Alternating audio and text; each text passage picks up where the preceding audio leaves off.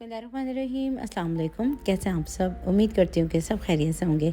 आज मैं आप लोगों के साथ शेयर करी हूँ बहुत ही डिलीशियस एग रेसिपी, जिसे आप कह सकते हैं वाइट एग करी। बहुत ही सिंपल सी रेसिपी है जो कि बहुत ही ज़्यादा टेस्टी बनती है। आज की रेसिपी है उन लोगों के लिए जो कि हैं एग लवर। तो रेसिपी वीडियो अच्छी लगे तो इसको लाइक शेयर ज़रूर कीजिएगा प्लीज़। चैनल पर नए हैं, सब्सक्राइब नहीं किया हुआ तो चैनल को कर लीजिएगा सब्सक्राइब। तो चलिए बनाना स्टार्ट करते हैं इस मज़ेदार सी रेसिपी को। तो इस रेसिपी को बनाने के लिए मैंने यहाँ पे एक खुला वेसल ले लिया है जिसमें हम डालेंगे 1/3 कप ऑयल। ऑयल जो है वो कम या ज़्यादा आप कर सकते हैं। अभी मैंने 1/3 कप तेल डाल दिया है। इसमें हम डालेंगे बॉयल अंडे। तो मैंने यहाँ पे 8 अदद अंडे जो हैं उनको हार्ड बॉयल कर लिया है। एक अंडा जो है वो हम बाद में इस्तेमाल करेंगे। तो यहाँ पर ये जो 7 अंडे हैं इनको हम फ्राई कर लेंगे मीडियम फ्लेम पर। तो यहाँ पे जो हमारे बॉयल अंडे हैं वो स्लाइटली फ्राई हो गए हैं। इस स्टेज पे हम एक एक करके अंडों को निकाल लेंगे। बस इनका यही कलर हमें चाहिए था। और अब हम सेम तेल के अंदर डालेंगे कुछ खड़े गरम मसाले।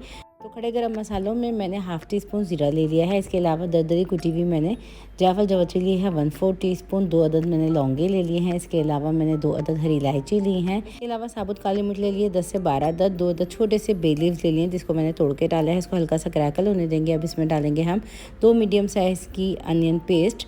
तो यहाँ पे मैंने 2 मीडियम साइज़ की प्याज को थोड़े से पानी के साथ ब्लेंड कर लिया था। अब हमने प्याज को इतना पकाना है मीडियम फ्लेम पे कि इसका कच्चापन दूर हो जाए।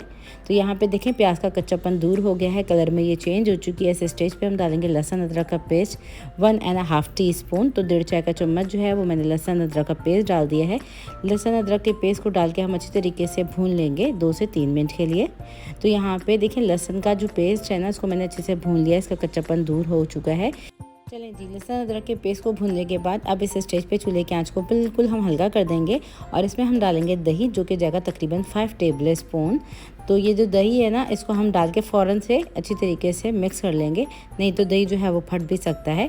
तो यहाँ पे जो है वो फ्लेम को मैंने बंद कर दिया है और मैंने इसको मिक्स कर लिया है। अब इस स्टेज पे हम डालेंगे इसके अंदर नमक। तो नमक जाएगा इसमें हस्बे ज़रूरत।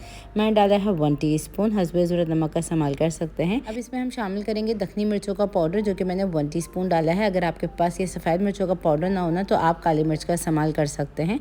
अब इसमें हम डालेंगे हरी चटनी जो कि मैंने थोड़ा सा हरा धनिया ले लिया था और हरी मिर्चें ले ली थी मोटी वाली जिसको मैंने पेस्ट बनाया हुआ है। तो ये मैंने 3 टेबल स्पून डाल दिया है। इसको डाल के अच्छी तरीके से भून लेंगे हम और इसका बस कलर चेंज होना चाहिए। तो यहाँ पे देखिए तेल सेपरेट हो चुका है और ये भुन चुकी है हमारी पेस्ट। तो इस स्टेज पे हम डालेंगे इसके अंदर तकरीबन 20 अदद बादाम का पेस्ट जिसको मैंने थोड़े से दूध के साथ जो है वो ब्लेंड कर लिया है। तो ये मैंने डाल दी है पेस्ट सारी। अब इसको डाल के भी अच्छी तरीके से मिक्स कर लेंगे, भून लेंगे। देखें बादाम का पेस्ट डाल के मैंने अच्छी तरीके से भून लिया है तेल सेपरेट होने पे। अब इस स्टेज पे हम डालेंगे 1 अदद अंडा जिसको हम ग्रेट करके डाल रहे हैं। तो इससे जो है वो बहुत ही अच्छी ग्रेवी बनेगी। एक तो इससे थिकनेस भी आएगी और इससे एक रिच सी मज़ेदार सी ग्रेवी बन के तैयार होगी। तो ये डालने से इस तरह से ना टेस्ट थोड़ा सा बढ़ जाता है। अब इसके अंदर हम डालेंगे दूध से उतरी हुई मलाई जो कि मैं डाल रही हूँ 2 टेबल स्पून। अगर आपके पास घर की मलाई ना हो तो आप टेट्रा पैक क्रीम जो भी हो आप वो डाल सकते हैं, नहीं तो इसको स्किप कर सकते हैं। इसको डाल के मिक्स कर लेंगे हम और अब हम इसको कवर करके पकाएंगे 5 से 6 मिनट के लिए। अब तकरीबन 5 से 6 मिनट गुजर चुके हैं और ये ग्रेवी हमारी रेडी हो चुकी है। इस स्टेज पे मैं डाल रही हूँ उसके अंदर कसूरी मेथी का पाउडर 1 टीस्पून जिससे इसमें बहुत ही अच्छी सी खुशबू आएगी और एक टेस्ट जो है इसका बढ़ जाएगा। तो यहाँ पे कसूरी मेथी के पाउडर को डाल के हम अच्छी तरीके से मिक्स कर लेंगे। तो ये सिंपली जो है वो रोस्ट हुई हुई कसूरी मेथी है जिसको मैंने हल्का सा दरदरा सा कूट लिया था। इसको डाल के मिक्स कर लिया है। अब इस स्टेज पर हम क्या करेंगे, डालेंगे इसके अंदर अंडे। तो यहाँ पर ये जो बॉयल और फ्राई किए हुए अंडे हैं ये हम इसमें शामिल कर देते हैं और इसमें जो ये तेल है ना ये भी शामिल कर देंगे और इसको डाल के हम मिक्स करेंगे। 5 से 6 मिनट के लिए मज़ीद हम अंडों के साथ इस ग्रेवी को कुक करेंगे। तो बहुत ही मज़ेदार अंडों की ये रेसिपी है। आप लोग भी इस तरह से बना के ज़रूर ट्राई कीजिएगा। इंशाल्लाह आप लोगों के घर में जो है वो सबको ज़रूर पसंद आएगी। तो आप लोग मेरी इस रेसिपी को भी कहाँ से वॉच कर रहे हैं अपनी प्रेफरेंस कमेंट सेक्शन में मुझे ज़रूर दीजिए। तो लीजिए हमारी मज़ेदार सी एग वाइट करी बनके तैयार है जो कि बहुत ही डिलीशियस बनी है।